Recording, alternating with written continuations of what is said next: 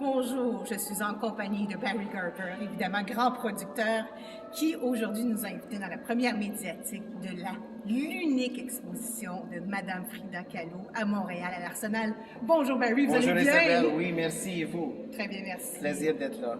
Comment vous êtes impliqué dans cette première exposition mondiale de la grande Frida Kahlo? On m'a invité de faire partie de ce projet suite au succès la chance que j'ai eue de travailler les projets de Van Gogh et Monet qui ont connu leur premier succès ici à Montréal et après un peu partout au Canada et aux États-Unis.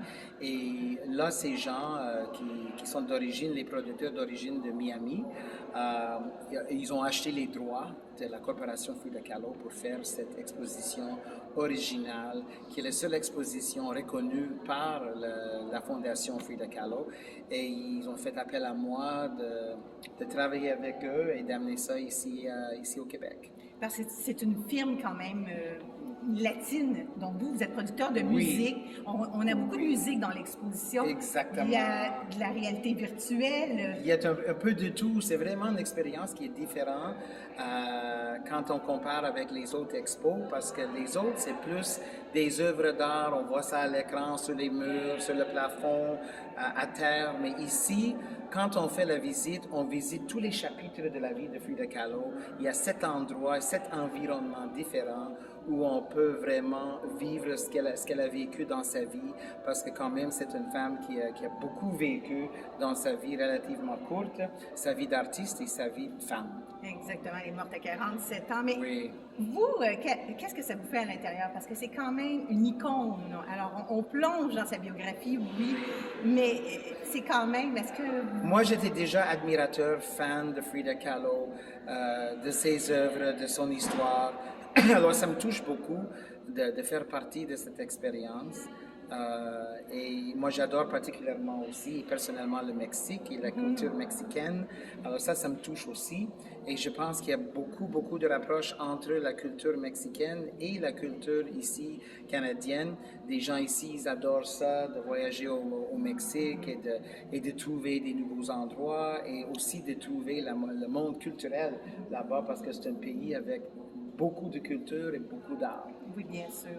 On apprend beaucoup de choses aussi dans cette exposition-là, comme quoi elle était professeure, enseignante, parce qu'il y a beaucoup d'informations sur Internet, mais de voir l'amalgame, justement, du visuel avec Layers Reality, c'est magique, il faut le dire. Oui, non, il faut dire que c'est magique et c'est vraiment unique et différent. Je répète, c'est pas juste de voir les œuvres sur un écran, c'est vraiment de plonger dans sa vie et de chaque époque de sa vie, parce que justement, elle était une icône et aussi une féministe. Tout à fait. C'était une femme qui est reconnue pour toute son idéologie et tout son talent. Jusqu'à aujourd'hui, on parle d'elle jusqu'à aujourd'hui. Tout à fait. Et Montréal est la seule ville en ce moment qui a cette exposition. Oui. Pensez-vous faire voyager davantage? Absolument. Oui. On a déjà le plan après Montréal d'aller à Phoenix, Arizona, aux États-Unis, New York, Puerto Rico, et on regarde pour d'autres dates au Canada et aux États-Unis. Mais là, Montréal, c'est vraiment la première. Et les gens me demandent toujours pourquoi. Pourquoi Montréal? Pourquoi Montréal? Oui, à l'Arsenal, à Goodson. Mais l'Arsenal, on sait pourquoi, parce que c'est vraiment magnifique. l'endroit magnifique et parfait pour faire une exposition. Le Van Gogh et le Monet ont commencé ici avec beaucoup de succès. Alors, c'est déjà entre les murs ici, le succès des projets comme ça. Alors, ça, c'était un naturel.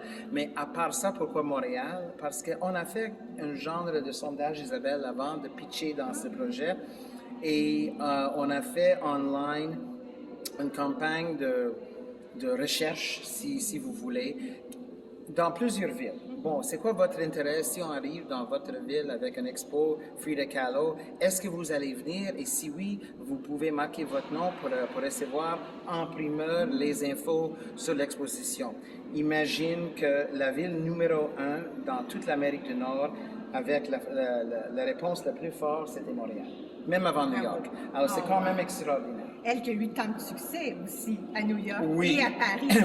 Elle a eu Oui. son premier tableau acheté, un des premiers tableaux achetés au Louvre, la C'est première vrai. artiste mexicaine. Oui, exactement. Ah, quelle icône. Alors, mesdames et messieurs, c'est du 10 juin au 24 juillet à Montréal. C'est ça. Peut-être quelques supplémentaires, on ne sait Peut-être, on jamais. ne sait pas, on en parle déjà, mais c'est pas confirmé, mais c'est sûr au 24 juillet minimum. Alors, c'est cette salle transformatielle. Venez participer à cette exposition unique. Merci, Barry Gerber. Merci Isabelle. Merci ça de nous fait avoir plaisir. accueillis. À Merci, bientôt. Angela, aussi. Merci aussi au financier.com qui a commandité cette entrevue. Et à tous les amateurs d'art, venez à l'Arsenal pour acheter vos billets en ligne et à bientôt.